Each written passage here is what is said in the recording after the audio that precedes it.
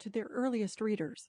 And their enduring status as harbingers of meaning asserts that those early ancestors of ours left their indelible mark etched in stone for the eons. Have you ever seen such a thing, a petroglyph? To touch these ancient writings is to shake hands with the ghost of a younger world, when concepts like the Great Pyramids and the wheel were unbeheld even to the most visionary mind.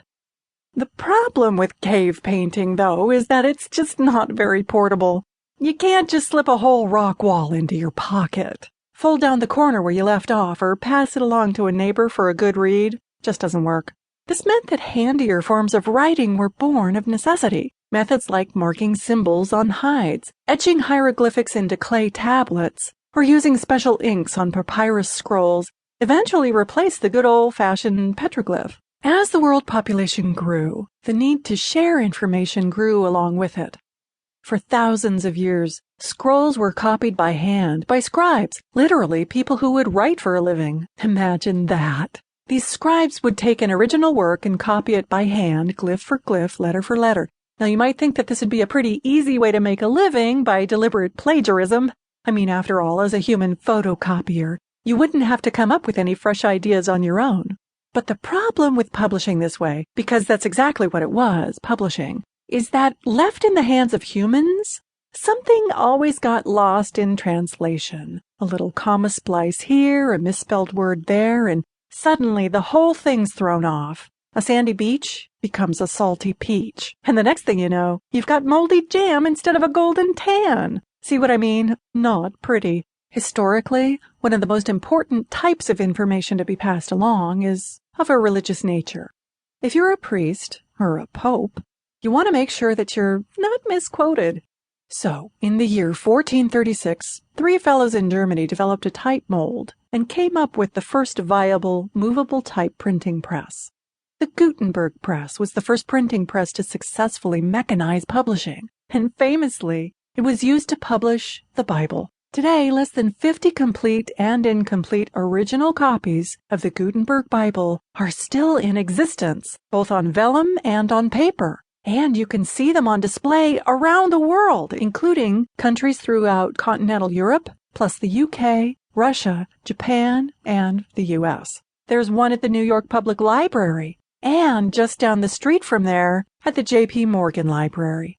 You'll find copies at several universities, including Yale, Harvard, and Princeton, plus the Huntington Library in Southern California and the Library of Congress in Washington, D.C.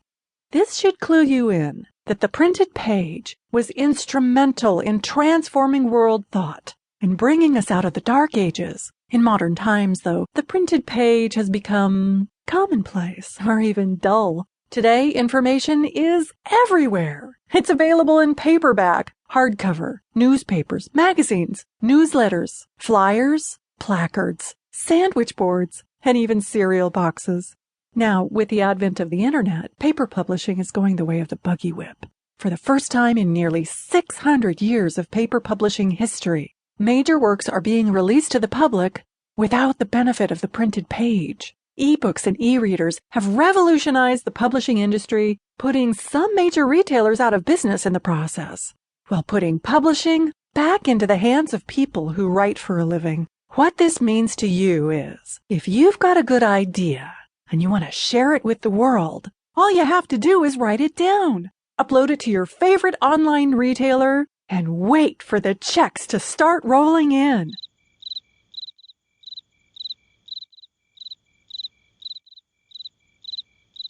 Well, maybe it's not quite that simple. Your book has to be found, and therefore that means it has to be marketed properly, but before you can even consider doing that, you've got to write it. Let's face it, it's the start that stops most people. Writing and finishing your great manuscript historically has been incredibly time-consuming, keeping most would-be Hemingways from ever getting their ideas onto the page, whether printed or digital. But what if there was a better way? What if you could blurt that all-important first draft of your book in a single day? Would that change things for you? Would you get started? Would you be more tempted to finish it? Would you actually stop saying, "Someday I'll write a book," and actually sit down to do it? Well, of course you would. It's true, you really do have a book inside you.